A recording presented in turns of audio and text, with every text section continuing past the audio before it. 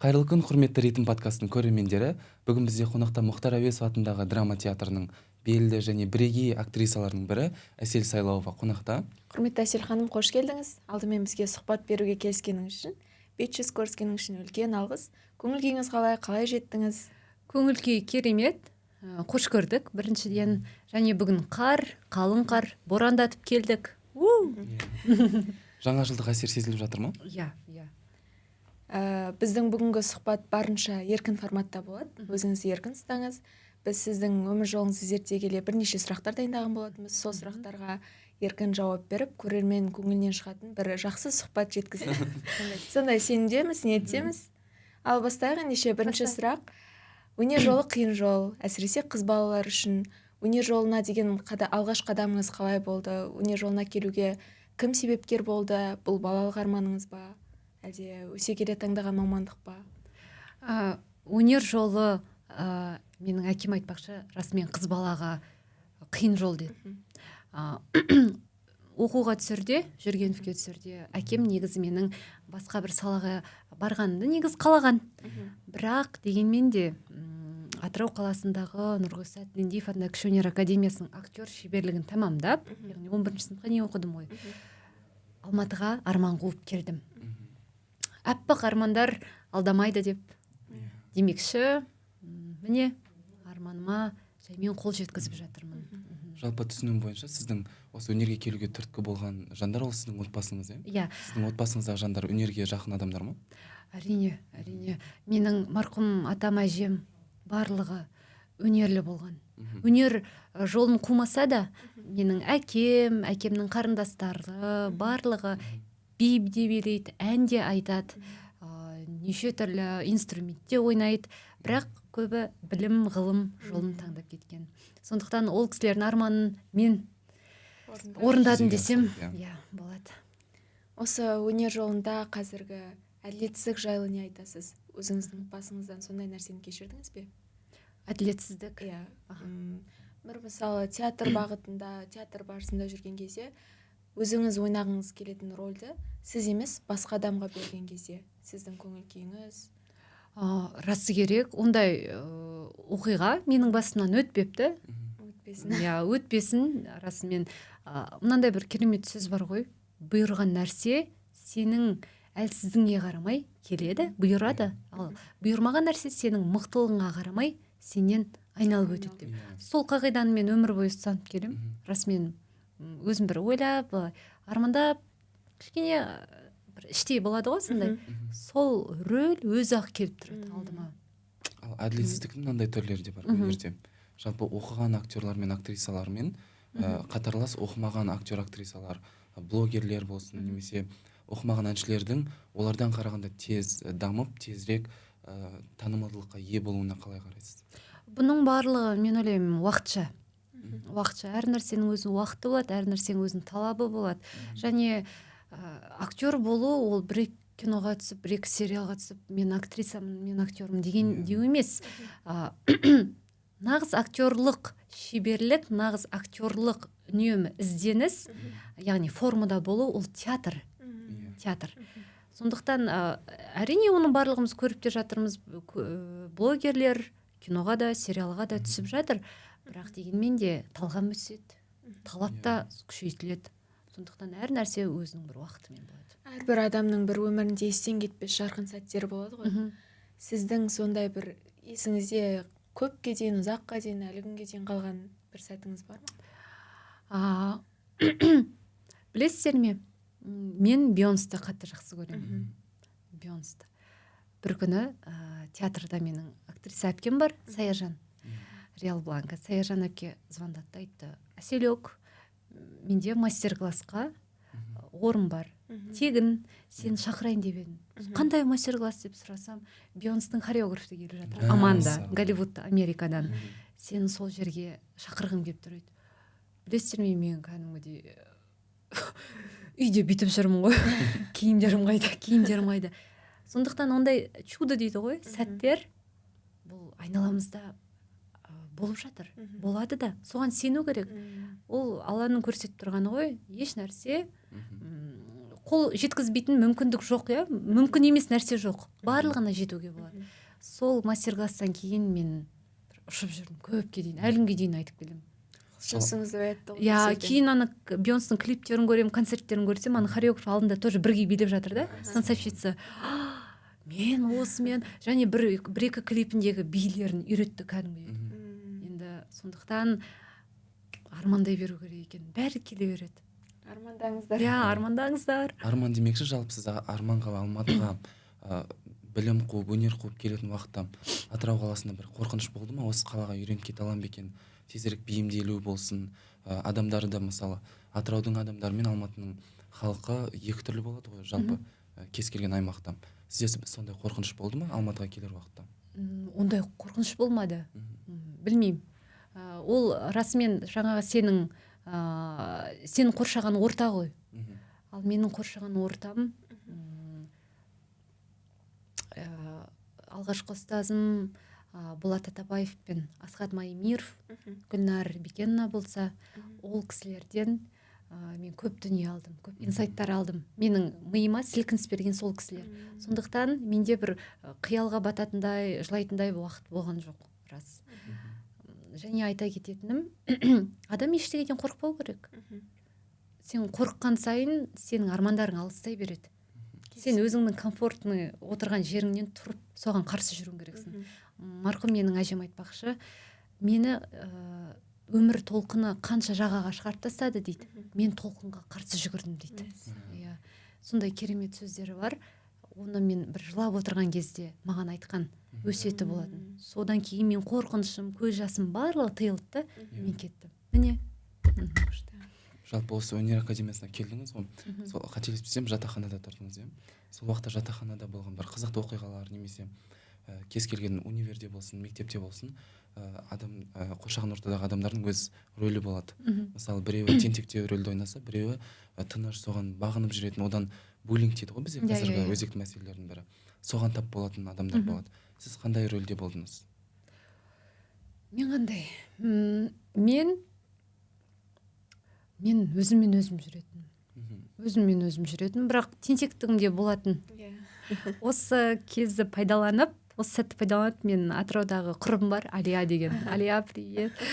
Аликон екеуміз 8-ші сыныпта есікті іштен құлттап алып, жаңа өнер академиясында іштен құлттап алып, екеуміз төбелесетінбіз.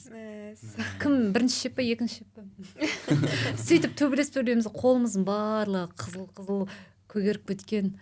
Үйге мәз болып кетіп бара жатамыз, қол ұстасып алып. Ол балалық қой. Сол секілді, ол да бір қызық. Бірақ дегенмен де мына мектепте болып жатқан буллингтар, әрине бұл өзінен төмен әлсіз адамға тиісу. Адам өзінен мықты адамға никогда тиіспейді. Яғни баланың өзінің отбасында көріп жатқан жағдайы, көріп жатқан тәрбиесі. Баланы ұрады, ата-анасы, баланың ішкі эмоциясы шықпайды сыртқа, өзінің деген болмаса, ол сол агрессияны қасындағы әлсіз адамнан алады. Бұны тыю ол ата-ананың қолында. Яғни ата-ана не істеу керек? Ата-ана балаға инвестиция құю керек. Ол қалай? Баланың тәлім тәрбиесіне, екінші баланың тұлғалық дамуына, үшінші баланың жаңа қызығушылықтарына көп көңіл бөлу керек. Баламен сырласу керек. Бізде мына кеңес одағы кезінде әрине ата-ана мен бала арасында үлкен кішкене алшақтық пайда болды ғой. Ал қазір соның барлығы бірте-бірте жойылып келеді деп ойлаймын. Ол тіпті балалардың қазір ақылды болып тууына да байланысты деп ойлаймын. Қазір тіпті ата-ананың тәрбиесінен бөлек қоршаған ортаға тез бейімделіп кетеді. Тіпті ата-ана қаншалықты мықты тәлім тәрбие берсе де, балалар шылымға, алкогольға жақын болуы мүмкін. Солай оларда буллингтан кейін отбасылық өмірде немесе қарым-қатынас кезінде қызға жәбірлік көрсету болсын, зорлық-зомбылыққа алып келетін үлкен тақырыптардың бірі осы бала кезден басталады деп ойлаймын. Отбасыдан басталады дейді ғой, сол секілді. Бала кезіңізде сіз осындай жаңалықтарды көп естуші ме едіңіз, әлде қазір заман мен адам өзгерді ме? Бала кезінде қызық, мен ондай жаңалықты мүлдем естімейтінмін, және шықпайтын. Газетке де, теледидарға да. Ал қазір жаһандану заманы ғой. Қазір неге көп болып жатыр? Себебі адамдар оянып жатыр. Қоғам оянып жатыр. жүректегі сілкініс, яғни ояну процесі жүріп жатыр. Бұл бір жағынан қуантады. Себебі айтылмай жатқан қанша мына зорлық зомбылық дүниелер бар. Соның барлығы сыртқа шықса, бұл қозғалады. Бұл мәселе қозғалады. Жаңағы жасап жатқан зорлық зомбылықты жасап жатқан адам ойланады. 1 грамм болса да ойланады, 1% болса да. Бұл жағынан қуантады. Қалай ойлайсыз, қазір осы зорлық зомбылық тақырыбында көптеген мәселелер қозғалып жатыр ғой? Осы қазақ дәстүрі негізінен таза бір өнегеге толы, баяғыдан ата бабамыз мұндай нәрселерді сіз өзіңіз айттыңыз ғой, көп естімеймін деп. Қазіргі таңда теледидарға осы нәрсені жариялаған дұрыс па, әлде сол жабулы, қазан жабулы күйінде қалған дұрыс па? Біздің қазақтың салт дәстүрі өте таптаза, жаңа өзіңіз айтқандай, өте керемет, өте әдемі дәстүр. Бірақ оны бұрмалап бүлдірген өзіміз адамдар бүлдіріп жатқан сауатсыздық, надандық, қараңғылық. Енді оның барлығы бірте-бірте шығып жатыр. Қаймақтың бетіне өзін сүт шығып тұрады ғой былай. Сүттің бетіне қаймақ шығып тұрады, тура сол секілді. Ол не деген? Ол біз адамдар оянып жатырмыз. Жаңағы сен, мен оянып жатырмыз. Жастар оянып жатыр. Бұл дүниелер қаралу керек, айтылу керек. Бұл дүниелерді қозғау керек. Бұны тек әйел теңсіздігі деп қарамау керек. Бұны адам, тұлға мәселесі деп қарау керек. Мысалы, әйелді ұрған кезде ол айтады ғой, мысалы, мен әйелімді ұрдым, айына жылына 1 ұрып тұру керек. Ол сонда өз сабасына түседі, қояды, тынышталады. Тура сол секілді соны ана өзінің баласына қолданады. Мына баланы ұрып тұру керек. Оны ұрмаса, тәрбие келеді. Ал таяқпен еш уақытта адамды тәрбиелеуге болмайды. Ол дұрыс емес, ол қате ұғым. Насихаттау керек, үгіттеу керек, әдемі жеткізу керек. Мысалы, бұрын батыс өңірінде экстремистік, яғни дін Афганистанға кетіп қалып жатты, Ауғанстанға, Сирияға өтіп кетіп жатты ғой. Ол не? Ол басты проблема ата-ана мен бала арасында не жоқ? Сырласу жоқ, сөйлесу жоқ, эмоционалдық интеллект жоқ. Эмоционалдық интеллект алшақ болса, ешқандай отбасылық баланс болмайды, гармония жоқ. Сондықтан бала өзіне керек дүниені, жылы сөздерді даладан іздей бастайды. Сөйтіп ол басқа бір ортаға тап болады. Міне адасу деген қай жерден. Сондықтан ата-аналар балаларыңызбен көп уақыт өткізу керек. Барынша сырласыңыздар. Барынша өз іштеріңізде болып жатқан түсініспеушілік болсын. Мысалы, жасөспірімдермен түсінбеймін деп жатады ғой үлкен кісілер. Жоқ, ондай емес, түсінеді. Просто сырласу керек. Міне. Тіпті жануардың өзін ұра берсең, ол кейін өзіңе шабады. Әрине. Таяқпен ешқашан үйрете алмайсың. Осы тақырып төңірегінде сіздің балалық шағыңызда ата-анаңыздың берген тәрбиесін міне көріп отырмыз ғой, өте керемет. Болашақта өз балаларыңызды қалай тәрбиелер едіңіз? Мен біріншіден әкемнің анама бір қол көтергені, не болмаса жекіргені мүлдем көрмеппін, жекіргенін. Сол секілді керісінше анамның әкеме жекіргенін, аузына келіп сөйлеген мүлдем көрген емеспін. Маған ұрыспақ түгел ұрмақ бұл жат дүние да. Мен қатып қаламын ондай жаңалықтарды естіп жатқан кезде, не айтарымды білмеймін. Бұйырса, болашақта мен балаларыма ең бірінші дос болғым келеді. Сырлас дос. Және оның қателесуіне жол беру керек. Қателесіп барып, ол өзінікін алады да, өзінікін таңдайды. Баланы күштеп ұстап отыруға болмайды. Жоқ деп. Сондықтан дос болып сырласа білу керек. Мықты адам тек сол қателіктен өз-өзін құрайды ғой. Жалпы қазіргі мәселеге тоқталып кетсек, барлығы сол отбасынан басталады деп жатыр ғой. Кейіннен ол қарым-қатынастан ары қарай отбасыға ұласады. Қазіргі уақытта ажырасу көп болып жатыр.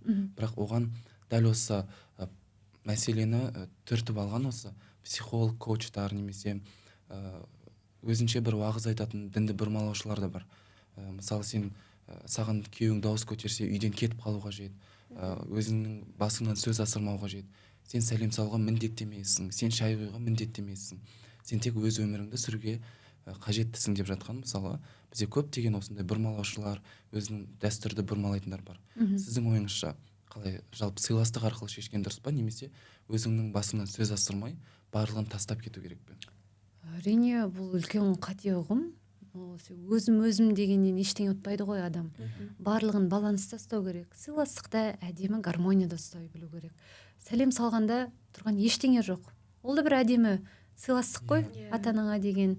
Ал және мысалы дін жолында келетін болсақ, жалпы сол бұрмалаушыларға сіздің ойыңыз қалай, жалпы дұрыс па осы қазіргі мәселені керісінше адамның тек сөзінен басынан сөз асырмай өзінің ғана деген істеу? Жоқ. Әлде қоршаған ортамен санасу қажет? Әрине, қоғам ол сен және мен ғой. Сондықтан барлығын, яғни баланста ұстау керек. Барлығымен бірдей гармонияда болу керек. Адам мен дегеннен ештеңе ұтпайсың. Екінші адамның ішінде болып жатқан жан айқайын, жан дүниесін білмейсің ғой. Егер сырласпасаң, егер диалог құрмасаң, былай бір стакан кофеңді алып екеуің сөйлеспесеңдер, ештеңе болмайды ғой. Сол секілді қарым-қатынаста сырласу, сөйлесу болу керек. Сен қыз бен жігіт болып жүрсең де, екеуің отырып, спокойно, жаймен, жайбарақат отырып сөйлесе алмасаңдар, бұл қарым-қатынас алысқа бармайды. Міне. Бұған менің ойымша бүкіл факторлар әсер ететін секілді, оның ішінде бізде заңда бар. Қазір қаншама министрлер болсын, бізде жаңалықтарда шығып жатыр ғой. Өзінің әйелін ұрып өлтірген полицейлердің өзі 14 жасар қызды өздері зорлаған екен. Бірақ барлығы жазадан құтылып кетеді. Мысалы, басқа елдерде бұл өзіне қол жұмсау проценті бізде өте жоғары да, басқа халықтарға қарағанда. Екінші орында, әлем бойынша екінші орында өз-өзіне қол жұмсаудан. Бұл өте өкінішті әрине. Бұл заңның ықпалы деп ойлаймын. Сізге қалай, заңды күшейткенде бізде қандай шаралар қолдану керек осындай жандарға? Әңгіме заңды күшейткенде емес деп ойлаймын. Заңды күшейту керек әрине. Бірақ екінші жағы бар, бұл адамның рухани бай болуы.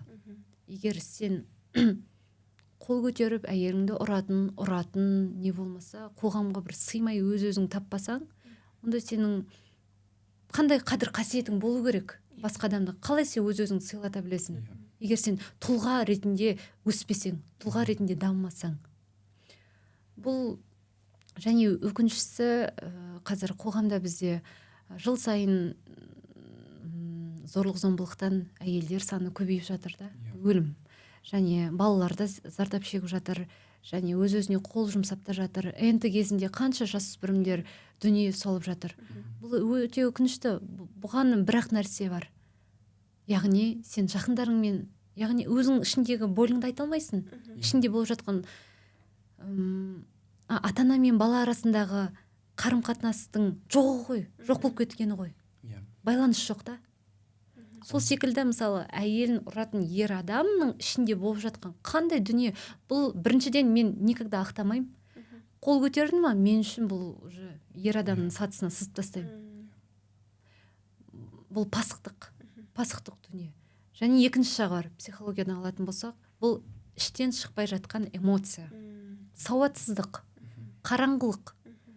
Адам, мысалы, адам өзінен әлсіз адамды ұру үшін қандай болуы мүмкін? Мысалы, сізден сұрайыншы. Мысалы, сен қалай ұру мүмкінсің қыз баланы? Қандай аспектілер болуы мүмкін да? Қандай, мысалы, өзіңе сұрақ. Мысалы, тіпті сенің өзіңнің жарың болсын, ол қаншама саған кері бір әсер етіп жатса, ол көзіңе шөп салып жатқанның өзінде, оны жылы жауып немесе өзара ақылдасып шешкен дұрысырақ деп ойлаймын. Оны ұрғаннан ешқандай пайда жоқ. Тіпті қаншама бұл мәселе негізі отбасыдан басталады деп жатыр ғой. Сол отбасының ата-ананың қолдауын бермегені, мысалы, тіпті ұбт тапсырып жатқан жастар ата-анасы үшін тапсырады. Ата-анасы ұрыспасын, мен оқуға түспесем, мен өз мамандығымды емес, ата-анамның берген мамандығын таңдаймын. Себебі ата-ананың қысымы да бұл жерде үлкен әсер етеді. Баланың өмірге деген көзқарасының өзгеруіне. Яғни сен оқуға түспесең, ана жұрттың баласы деген бізде тенденция бар да, сонда ұғым бар, ана жұрттың баласын көрдің ба? Бүйтіп жатыр, сөйтіп жатыр. Ол соны айтпау керек, құрметті ата-аналар. Балаңызға тұлға ретінде үлкен сыйластықпен қарауымыз керек. Жұрттың баласы бүйтіп жатыр, сөйлеме, жау аузыңды. Және агрессорлар қоғамда қалай пайда болады? Оны ғалымдар зерттеген. Мысалы, біз ер балаға айтамыз ғой, именно біздің қоғамда неге жауыздық көп болып жатыр? Біз ер баланы былай тәрбиелейміз. Не аса биіктетіп тастаймыз, теме, Нұрсұлтан бүйтпесін, ұйықтасын, сен барып бүкіл жағдайды жаса. Не былай жасаймыз? Жылама ер балаға, үніңді өшір, жігіт емессің ба? Жылама деп біз ішкі эмоциясын басып тастаймыз. Ал ол ішкі эмоция шықпай қалған жағдайда, ол ер адам өскен кезде, ер жеткен кезде өзінің жан-жары жылап жатса, сол жасы көтере алмайды екен. Міне агрессия қай жерден пайда болады?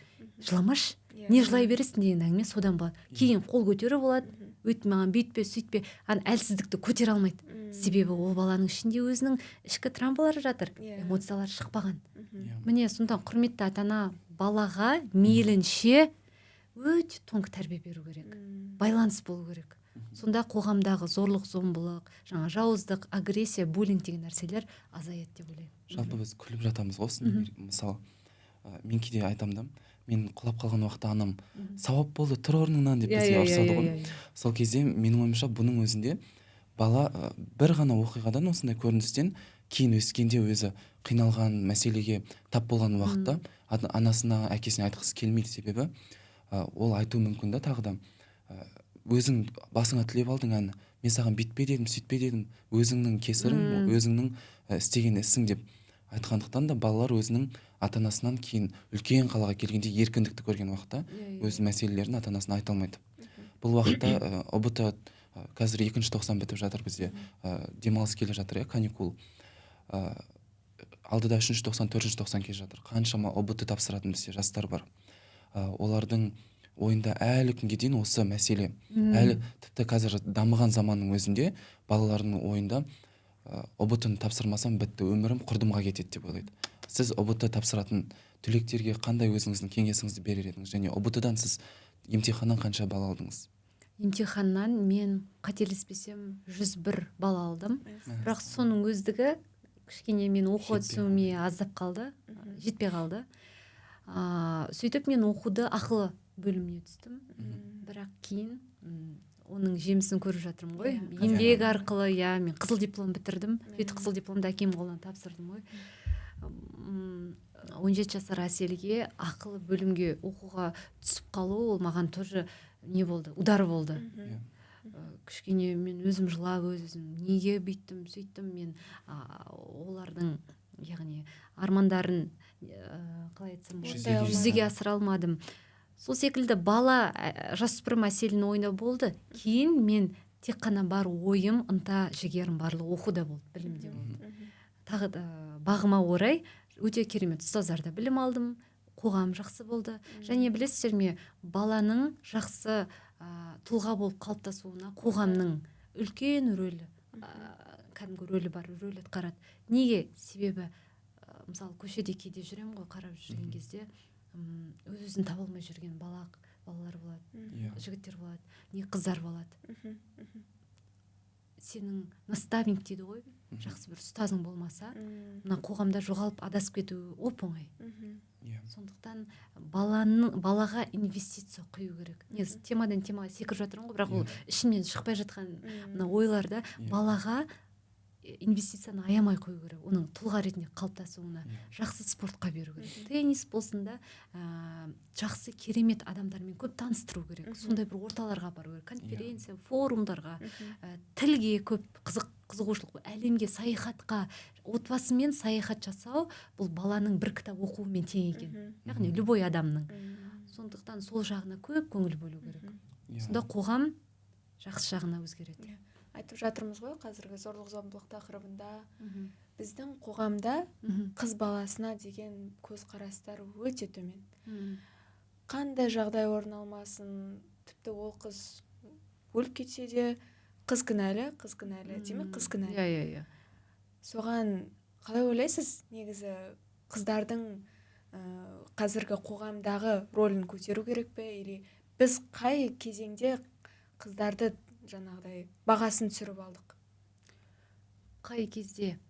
Білесіздер ме, қыз баланы көтеретін де өшіретін де өзінің отбасысы. иә иә Ол өзінің ата-анасына байланысты. Мгм.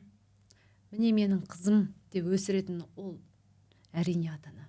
Міне сөйлеме, қызсың ба сөйлеме, үйің жина, бар ыдысың жу дейтін де ата-ана.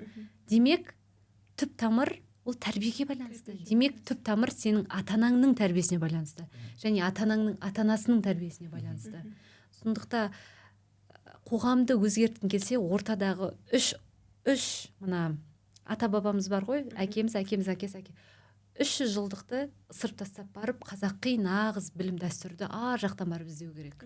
Сондықтан қазір біздің ата-анамыздың өзіне де көмек қажет деп ойлаймын. иә қазір Рухани барлығына поддержка керек.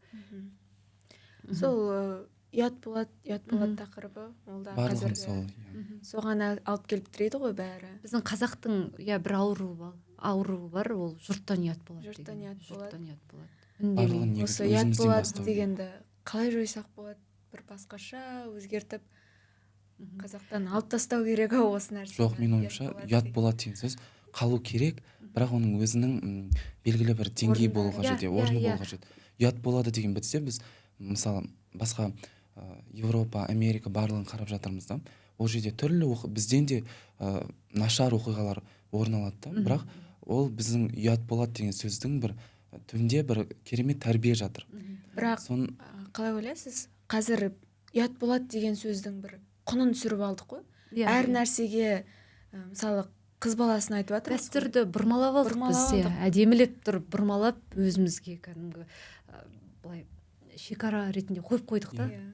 Көп дүниеден ұят болады деген нәрсе ол өзінің бір жаңағы Нұрсұлтан айтпақшы өзінің бір мөлшерінде болу керек, әдемі мөлшерінде болу. Сенің қыз балаң бір қателік жасап қойды ма, ол балаға көмек қажет пе?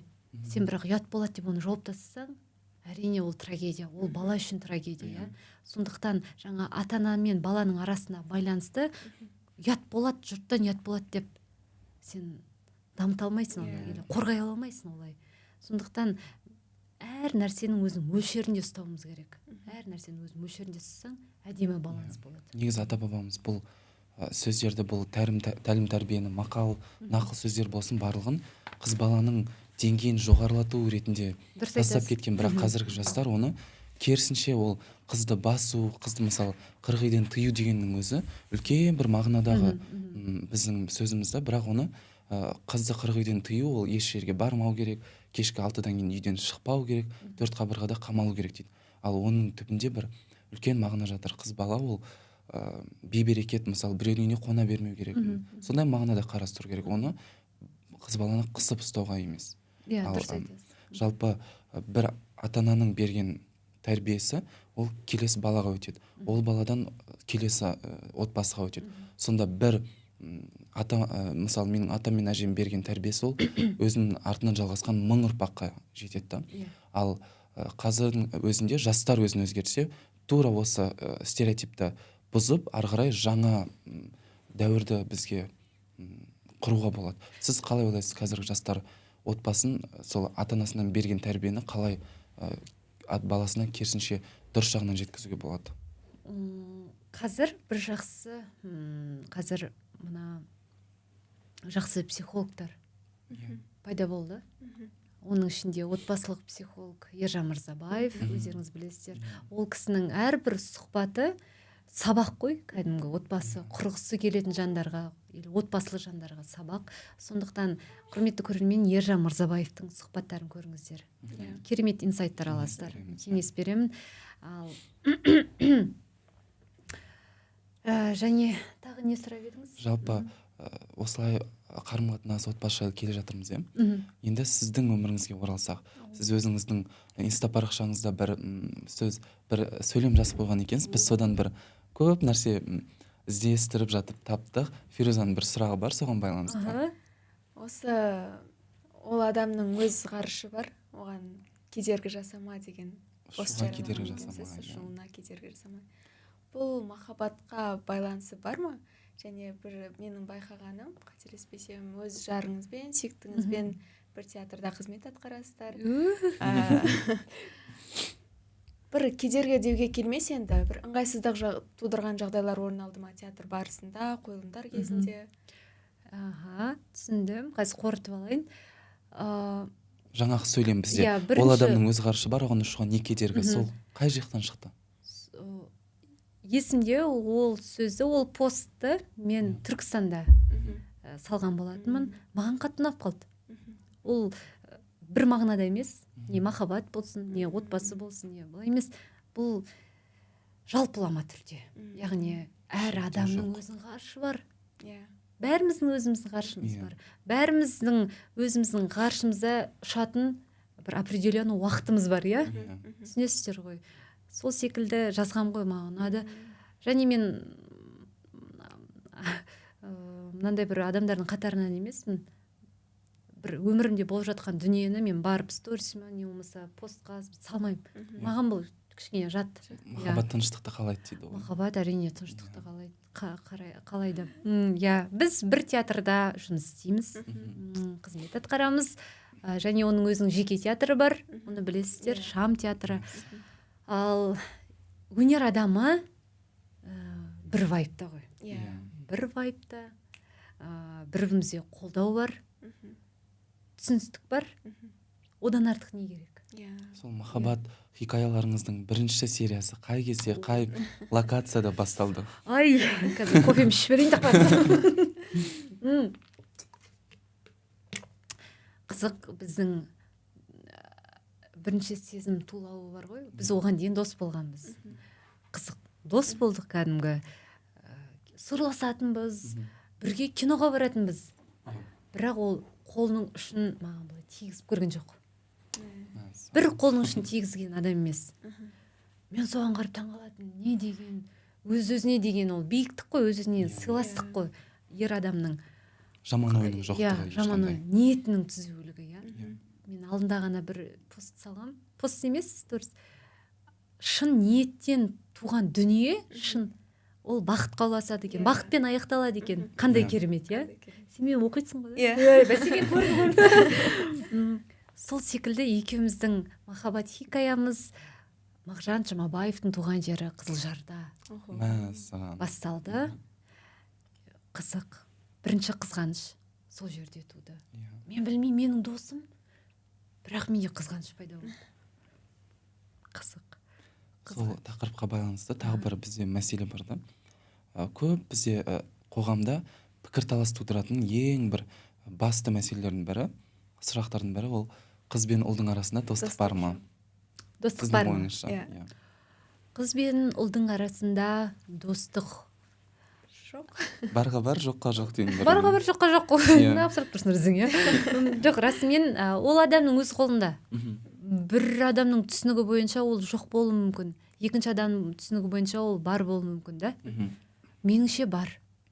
Бірақ біздің махаббатымыз, біздің достығымыз махаббат қаласы. Білмеймін ойын тағдыр ғой. Бірақ менің ұлдардан достарым бар. Кәдімгі іс жүзінде келген кезде де барлығын кәдімгі рөл атқарады, әр дүниеде өздерінің достығында білдіреді. Біз айтамыз ғой, қалам мен парақтың арасында бір тылсым күш бар деп. Керемет. Соның барлығы негізі осы сенің ойлаған нәрсең қайттан орындалатынына байланысты. Сізде бір осындай күнделік бар ма? Сіз ол жерде махаббат өзіңіздің неңізді шертіп, өзіңіздің өміріңіз, армандарыңызды жазған күнделік бар ма? Бар. Біреу емес, бірнеше. Қызық, мен қазіргі өмірімде болып жатқан әдемі сәттер, әдемі орындалып жатқан армандарым барлығы күнделігіме жазылған екен. Мен оны анама көрсетемін да, ылғи, мына жерін қараш, мен былай жазыппын ғой, мына жерін қараш. Сол секілді мен өзімнің алғашқы басты рөлім, яғни Полигон сериалына түсерде карантинда Атырау қаласында үйде болғанмын. Ол кезде менің қолыма Зулейха открывает глаза атты роман түсті, кітап. Сол кітапты мен 1-2 күнде махаббатпен оқып бітіргем ғой. Маған концлагер, және сондай бір тақырыптар қатты жүрегіме тебетті. Кейін 2 айдан кейін оның сериалы шығады деді интернетте. Зулейха играет Чулпан Хаматова деді Зулейханы. Бітті ғой. Ана сериалды көрдім, жазда көрдім, көргеннен кейін 6 сериал. Күнделігіме жазамын ғой. Ялла, осындай бір сериал маған бұйырта көрші, мен керемет арманым осындай бүкілін бәрін жазып жатырмын, және болашақ жарында да жазғам ғой. Болашақ жарым менің өте заботливый, ар намысты, мінезді болсыншы деп. Міне соның барлығы Аллаға шүкір орындалыпты расымен.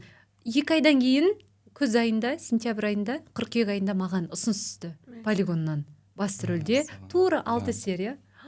Қандай бақыт! Асан Мәжит ағам екеуміз Ерлі-Зайыптың ойнадық басты рөлде. Нұрсұлтан Назарбаев Азамат Сатыбалды ойнады. Енді керемет ана жерде актерлық құрам менің тура тілегенімдей. Міне сондықтан құрметті көрермен, қаламның құдіреті ол керемет. Армандарыңыздың барлығын дәптерге жазсаңыз күнделікке. Және шүкіршілік күнделігі болу керек одан бөлек. Ерлі-Зайыпты деп жатырмыз ғой. Жалпы Зарина Карман деген актрисаның барлықтарыңыз тануы. Мен сүйікті number one актрисалардың бірі Зарина Карман. Сол кісінің сұхбаттарынан көріп қалдым. Ол өзінің неке қию рәсімінде некесін қия салысымен сол ақ көйлегімен хорға жүгіріп барған екен да. Өзінің шығармашылық өнерге деген махаббаты ғой енді. Сізде ондай қорқыныш жоқ па екен отбасылық өмірмен шығармашылықты бірге қосып алып жүру? Жоқ. Неге болу керек? Ол қорқыныш, рамка ол мида, баста. Барлығына жеңіл қарау керек өмірде. Сондықтан барлығы баланста болады, гармонияда болады. Мен одан таңдауынан мүлдем қорықпаймын. Және 100% сенімділігім бар. Бірінші Аллаға, екінші өзімнің болашақ жарыма. Сондықтан екеуміз де өнерде қалқып жүрген адамдармыз ғой. Екеуміздің де көңіл күйіміз бірдей, әрдайым екеуміздің дүниетанымыз бірдей. Сондықтан көп дүние бізге жеңіл келіп жатады. Біз бір ұрсып қалып, бір апта болмаса бір күн, 2 ай өйтіп жүре алмаймыз. Ұрсып қалдық па, сол күні әр кетсе 1 сағат, бір отырамыз да бір кофемізді алып, мына жерінде былай, менің ойым былай, сенің ойың былай. Болды. Осындай қарым-қатынасқа келгеніміз ол біздің тұлға ретінде қалыптасқанымыз деп ойлаймын. Здоровое отношение. Иә. Жалпы осы спектакль, телесериал, отбасы деп жатырмыз. Жалпы сіздің көңіліңізге жақын бір керемет өзіңіз сүйіп қарайтын да ойнайтын да бір спектакліңіз қалай аталады? Қазақстанда ма? Дон Кихот. Әлібек Өмірбекұлының қойылғанымен керемет спектакль. Мен тағы да көргім келеді. Ол үшін Астанаға бару керек. Сол спектакльден кейін қызық бізде февраль айында ма? Қай уақытта? Жоқ, декабрь айында Алматыға келіп қойды ғой. Соны көрдім, мен былай тұрып қалғам. Енді ол режиссердің қолтаңбасын, идеясын көп адам түсіне бермейді. Оны көріп жүрміз ғой, мысалы, айналада көп адам түсіне бермейді, өнер адамдары да түсіне бермейді. Бұл не өзі деп. Бірақ менің жан дүниеме жақын екен, расымен. Потому что себебі мен студент кезде сондай спектакльдер көретінмін, зерттейтін. Сол дүниені әкеліп 10 жылдан кейін әкеліп тұр ғой. Сол Дон Кихот спектаклін көрдім Әлібекпен, іште ой болды.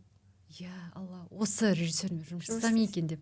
Сөйтіп 2 айдан кейін маған алдыма келді, мастер-класс болды, таныстық. Жалпы Әлібек Өмірбек үлкен дүние болды. Сізде көрерменнің көз айымына айналған, тіпті біздің мастеріміз Қолғанат Мұраттың өзі бізге айтып кеткен ең сүйікті рөлім осы құйын спектаклінде, ең сүйікті актрисамның бірі Әсел Сайлауова, осы кісіден сұхбат алуға міндеттісіңдер деген бізге. Сол кезде сіздің күлкілі рөлде де және бір керемет идеологияда жатқан спектакльдердің бірі құйын. Сол рөлге қалай келдіңіз? Сол рөлдің шығу тарихы қандай? Шығу тарихы бұл процесс кезінде дүниеге келді. Яғни Әлібек Өмірбекұлы, өздеріңіз білесіздер, школасы бөлек, школа және этюдтық вариантта жұмыс істейді. Этюд тапсырады бізге әртүрлі тақырыпта, әртүрлі образдарды алып келіңдер деп. Сол этюдтарды дайындаған уақытта мен аяқ астынан рөл іздеймін ғой енді бұл тақырыпты. Сөйтіп складқа бардым да, театрдың алтыншы этажына, мына костюмді кейін, мына костюмге ер азаматтарын кейін, мұрт парик алайын деп бәрін ойластырдым, тез гримді салдым да, келіп көрсеттім. Көңілден шықты. Көңілден шыққан соншалықты спектакль премьера жақындаған кезде айтты: Әсел, осы рөлді қалдырасың, мен сенің рөліңе ешқандай претензия айтпаймын, ештеңесіне тиіспеймін, как есть солай алып шығасың. Жалпы сіздің театрдан бөлек телесериалдарда ойнағандарыңызды білеміз. Сіздің егіз ғұмыр атты телесериалыңызда хабар арнасындағы сол өзіңіздің болмысыңыздан бөлек рөлге қалай келдіңіз? Сіз қазіргі уақытта сондай адамдар бар ма? Өзінің махаббат үшін күресіп, басқа өмірдің, басқа жанның тағдырын бұзатын. Ол жерде мен кімді ойнап едім десең, қалжың. Лейла атты қызды ойнадым. Оның мінезі, дүниетанымы маған қарама қарсы. Бірақ әрине қоғамда ондай адамдар бар. Өзінің арманын, мақсаты үшін жолында ештеңеге қарамайды, таба өтеді. Бірақ дегенмен де ол қызында өзіне тиесілі көрген трагедиялар бар, өзіне тиесілі жан айқайы бар. Оны түсінуге болады. Себебі қателеспейтін жан жоқ. Адам қателесіп бар өседі ғой негізі. Сондықтан пенде болғаннан кейін бұндай жан қоғамда бар әрине. Деп серьезно қосаң. Келсем, театрға оралсақ, қазіргі таңда театрға келетін адамдар саны жыл санап артып келеді. Оның ішінде жастар жағы басымырақ. Бір театрдың ілгерілеуіне не әсер етті, не себеп болды? Бұл әрине жақсы бағыт, жақсы жаңалық біз үшін. Нақты не себеп болды театрдың осылай көрерменнің көңіліне көп жаңағы шығатындай? Бұрын билетті біз деп сатып алатын едік, жақындарымызға. Қазір билет табу өте қиын. Ашады, өтіп кетеді. Аншлаг. Бұл карантиннан кейін болды, өздеріңіз білесіздер. Карантиннан кейін көрерменнің махаббаты театрға деген ерекше ашылды. Талғам өзгерді, қоғам өзгеріп жатыр. Қоғамның мәдениетке деген, өнерге деген көзқарасы өзгеріп жатыр. Осы басқа бір бұлай айтатындай дүние жоқ. Әр нәрсені айтып тұрмын ғой, уақыты, толқындар өзгереді ғой. Өседі. Сол секілді тура қазір көрерменнің театрға деген махаббаты ерекше ашылып жатыр. Және өздеріңіз білесіздер, кино саласы да керемет дамып жатыр. Жақсы жас режиссерлар пайда болып жатыр. Айсұлтан, Қанат. Керемет. Сондықтан толқын өзгерді. Басқа ұрпақ, басқа ұғым. Жалпы театр болсын, кино болсын, сіздің топ 3 дейміз ғой. Топ 3 режиссерларыңызды айтып шығасыз ба? Кино и театр ма? Екеуінен де? Қазақстандық. Жалпы режиссерлар бойынша сіздің топ 3 фаворитіңіз дейміз ғой?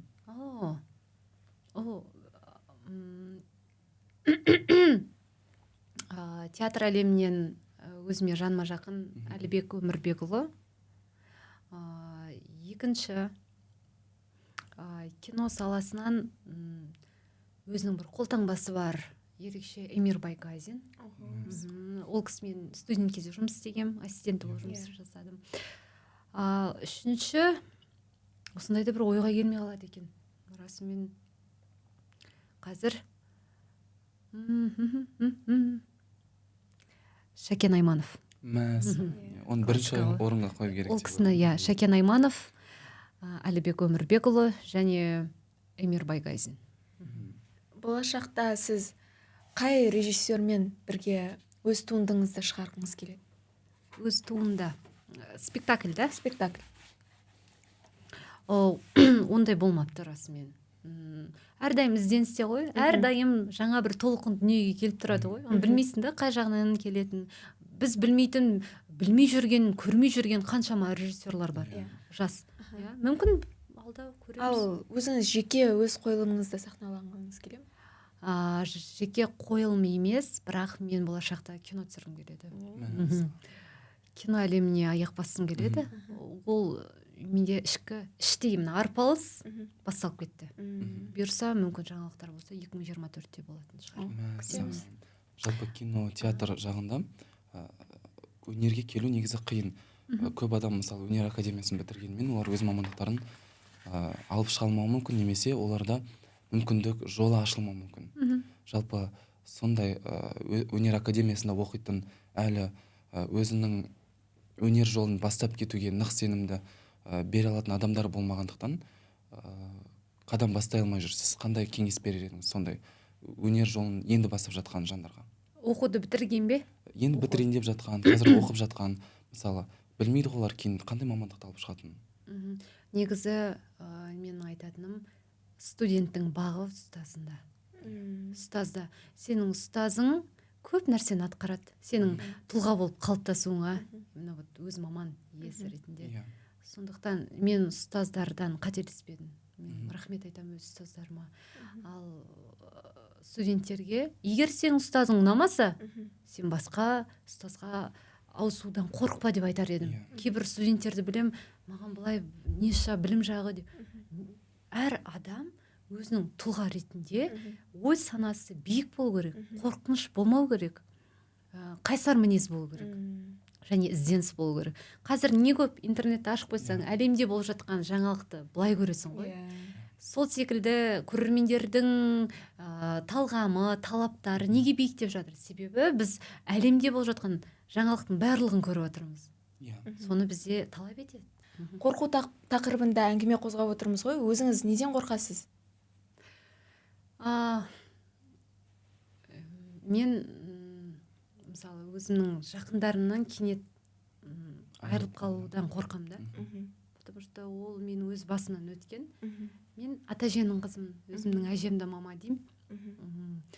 Мысалы әжем дүниеден кенеттен кетті.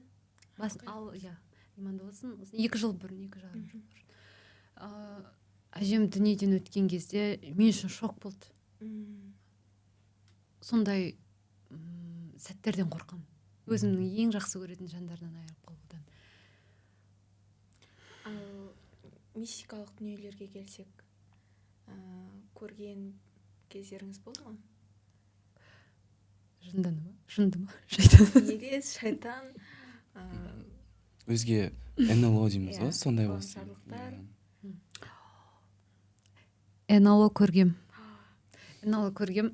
Атырауда автобуста келе жатып, остановкадан тоқтап, жолдан өтейін деп жатқан кезде автобус алдынан өтіп кетті. Мен автобус күтіп тұрмын, жолдан кесіп өтейін деп тұрмын. Аспаннан қарап қалсам, үйдің төбесінде мынандай дөңгелек шарик бар ғой. Бүйтіп тұр ғой. Мен андай болды. Не мынау деп көзімді жұмып, секундтың арасында көзімше тұрды да, фук деп аспаннан осылай мен ұшып кетті ғой. Былай мен қиғашынан дөңгелек темір. Үйге осылай бардым, қорқып. Негізі тылсым дүние деген нәрселер бар ғой. Әрине сенемін. Өз басыңыздан өткен жағдайлар бар ма? Мен олармен сөйлесем ғой. 18 мың ғаламда мысалы бізден жерден басқа тіршілік иелері жоқ деген өтірік. Мистикалық дүниелер сізде мысалы жатақханада тұрған кезіңізде орын алған жағдайлар бола ма сондай бір? Жатақханаға ең бірінші күні мен өзім 3-ші курста келдім жатақханаға. 3-ші, 4-ші курста тұрдым. Маған қыздар күліп айтқан: "Әсел, бірінші күні сенің кроватыңда біреу секретім болады" деді.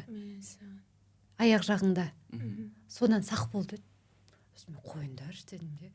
Тура сол бірінші қонған түні таңда аяқ жағымда секреті ғой. Мен өзім әлімге дейін түсінбеймін, мен не бастырылдым ба, не ұйқылы ояумын ба. Бірақ бірдеңе секірді, қарауға қорықтым. Былайша өзім негізі жатақханада мистикалық дүниелер болып жатады. Қыздар айтып жатады, менің басымнан былай өтіп епті. Бірақ мен бұрын көп бастырылатын. Ол өте қорқынышты. Бастырылатын уақытты жаттап алдым ғой, 1 ай бойы бастырылып шықтым ғой. Тілім калимаға келмейтін. Ол кезде қорқатын, қыздар күлетін құлағыма 3 пен 3:15-тің арасында түнгі. Яғни айтады ол кезде жынның көшетін уақыты деп, таң намазы кіргенге дейін. 3-те ұйықтап жатырсам, құлағыма қыздар деп күліп бастайды, сосын жел ұрады, бүйтіп шашым ұшады. Ләйла айта алмаймын. 1 айдан кейін жыным келіп кетті. Сестрамның үйіне Талғарға барып қонғам. Ұйықтайын деп жаттым да, өзіме айттым: "Шайтан" дедім. "Сен білем келетініңді. Мен бүгін калимаға тілім келеді, сені жеңем" дедім. Сол күні сағат 3-те жаңағы гүбір сөйлейді, күледі, басталады, ұшады, ля иляха иллалла деп айтып кетемін ғой. И айтып жатып өзім күліп жатырмын. Мен жеңгенімді өзім мойындап жатырмын да. И содан кейін бастырылған жоқпын. Бастырылған күннің өзінде де мен андай спокойно тұрып кете аламын. Бір нәрсе бүйтіп айтады ғой, қылғындырып не. Иә. Қазір мен бастырыламын, бірақ андай сразу айтамын да тұрып кетемін. Бастырылу деген өзің денең сезбейсің ғой. Мысалы біздің үйде тәтемді түнде айғайлайтын да, жүгіріп барсам тұра алмайды да, и ол бастырылып қалған дейді. Менде де бастырылған уақытта үстімнен біреу тұншықтырып жатыр да, қап-қара түрі көрінбейді, и мен атып тұрам, теріліп кетесің да, сосын қайттан ұйықтаймын, келесі күні қайттан солай болады. Солай бір кезеңдер болады, сондай өзім бастырылу кезеңдері. Сөйтіп тәтем айтады, кетпейді дейді үйден. Мен де бір күн үйде жатқандам, біз жаңадан бір үйге көшіп келгенбіз. Сол уақытта бізде анау апа болған, бізге үйді сатқан. Мынау диван тұра берсін үйде, сендерде қала берсін дейді, ескі диванда. Мен біртүрлі болып сезімді анадан бір нәрсе, бір басқа атмосфера. Солай бір күні кісі қонаққа келеді ғой бізге, сосын айтады, мына кезде марқұм күйеуім осы жерде ауырып жатып, осы жерде қайтыс болып еді деген сияқты әңгіме айтты да бізге. Бір күні ұйықтап жатам, тура сол диванда жатқан шал келеді ғой, балтамен келеді маған. И мен ойланам, атып тұрам, шыңғырам, айғайлаймын, бірақ мен түсіне алмай жатырмын да, бұл көзіме жай көрініп тұрған нәрсе ма, шынайы ма деп. Сосын қайттан ұйықтаймын, келесі күні қайтып келеді. Кетпейді ана үйден. Біз қалай ана диванда үйден шығарып тастамадық, сол уақытқа дейін кеткен жоқ. Мен тіпті ауылға барып келсем де, ауылға артымнан еріп келеді ғой сол балтамен. Сөйтіп 1-2 апта бойы қиналғам қатты, солай мені неге апарып, дем салдырып, Құран оқып, әрең сол. Содан кейін адам болмай қалдым десең. Содан кейін біртүрлі болып қалдым деп па. Көп қой мистикалық дүниелер. Мистикадан бөлек өзіңіздің артыңыздан еріп келе жатқан іні сіңілдеріңізге, жас буынға, өкшеңізді қуып келе жатқан жастарға айтар ақыл кеңесіңіз болса, мына жерінде мынандай жасау керек, енді көрген білген менің түйгенім өмірдегі деп не айтасыз? Өмір ол әрдайым таңдау. Таңдаудан басталады. Мен мысалы, есіме түсті, бүгін ұйқыдан тұрған кезде көзімді аштым, бірінші сөз шүкір деп ояндым. Қызық, иә? Өйтіп бұрын айтпайтын, бірақ көзімді аштым да күліп отырмын. Шүкіршілік. Аллах тағала, сен маған тағы таңдау жасауды бердің ғой. Таңдау бердің сен маған. Мен бүгінгі күннен де одан сайын, одан да әдемірек өмір сүруге талпынам деп жатырмын. Сол секілді өмірді ауыр қарамау керек. Өмірге жеңіл қарау керек. Ол қандай мағынада? Әрбір сәттен ләззат алу керек.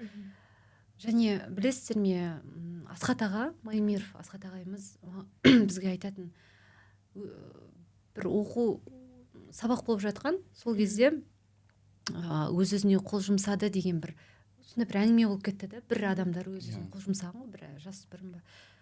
Балаларым деді, шешілмейтін түйін жоқ деді. Любой кез келген нәрсенің тамыры шешіледі. Түйіні шешіледі. Шешілмейді екен деп үйден секіріп кетудің қажеті жоқ. Оқуға түспей қалдым деп өз-өзіне қол жұмсаудың қажеті жоқ. Сондықтан әр нәрсеге жеңіл қарау керек. Тапсыру керек. Баланста ғой, барлығы баланста. Және ізденісте болу керек. Өз-өзіңді бағала. Сен осы қалпыңда жаратты, осы қалпыңды жақсы көруің керексің. Сен барып, мысалы, Жанглотвандан болып кете алмайсың да, 10 жерден жылап, еңіреп, ата-анаңа бүкіл обидаңды айтып, сен барып Дженнифер Лопес болып кете алмайсың. Сол секілді осы қалпыңды қабылда. Тұлға ретінде дама. Осы қоғамды өзгертетін біз. Осы қоғамның кілті біздің қолымызда, біздің ұрпақтың қолымызда. Және осы бүгінгі подкастты ұйымдастырған сіздер жап-жас, бірақ қандай керемет та. Басқа ұрпақ, басқа ұғым деп бекер айтпаған. Жалпы біз осы сұхбатты ұйымдастырар алдында көп талқылағанбыз, кімді шақырамыз деп, бірақ бірінші ойға сіз келдіңіз да. Мұхтар Әуезовтың мықты бір актрисасы, біздің сүйікті рөлдерімізді, біздің жақсы көретін рөлдердің сомдаушысы дейміз ғой. Жалпы келгеніңізге рахмет. Сіздің осы айтқан сөздеріңізге қарап, қарапайымдылығыңызға, ашық жарқындығыңызға қарап, жастар көп үлгі алып, алдағы уақытта ОБТ болсын, алда келе жатқан экзамендер болсын, керемет тапсырып, өздерінің ойында ешқандай шектеу жоқтығын, әлемде ешқандай шектеу жоқ, бүкіл әлем өз ойын барлығы шексіздіктен құралған. Және құрметті ата-аналар, балаларыңызға қателесуге мүмкіндік беріңіздер. Ол мамандық таңдауы болсын, басқа да бір себептер болсын, кінәлап, оған ұрсудың қажеті жоқ. Жоқ, сен осыған түсесің, или былай жүресің деп. Бала мейлінше өзін іздеу керек. Және құрметті көрермен, осы подкастты соңына дейін тыңдаған болсаңыз, біздің Әсел ханым өте керемет дүниелер айтты. Соны болашақта өз балаларыңызға, өз орталарыңызда, өз өмірлеріңізде қолдануларыңызға кеңес береміз. Және түйіндейік, соңғы сөз өзіңізде. Тағы бір айтар сөзіңіз болса? Өмірден ләззат алыңыздар. Әрбір күнді ерекше бір жаңалыққа толы етіп, берекелі өмір сүру ол өз қолыңызда. Ренжіп жүрсеңіз, ананы кінәлап, мынаны кінәлап, олай өмір өтіп кетеді. Сондықтан әрбір күннен рахаттанып өмір сүріңіздер. Қандай керемет сөздер. Осындай керемет леппен біз өз бағдарламамызды аяқтаймыз. Келесі кімді шақырамыз, комментарийға жазып кетіңіздер. Келесі кездескенше сау болыңыздар. Келесі Мұрат Әбділда десек. Мұрат Әбділданы түрмеден шақырып